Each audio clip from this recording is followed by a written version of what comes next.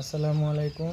আমরুল agro and ইনকিউবেটরের পক্ষ থেকে সবাইকে জানাই আন্তরিক শুভেচ্ছা অভিনন্দন। তো আজকে দেশি মুরগির বাচ্চাদেরকে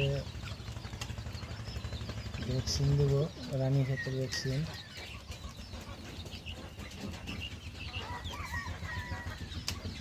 তো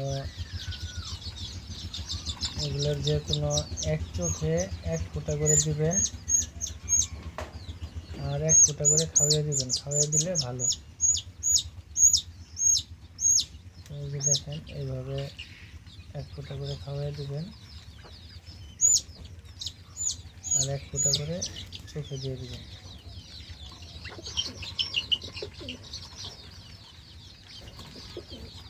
কারণ এই রানীক্ষেতের ভাইরাস যদি ছড়ায় যায় একবার, তাহলে কিন্তু এমন আছে পুরা খামারই আপনার শেষ হয়ে যেতে পারে। তো এই ভ্যাকসিনটা সময় মতন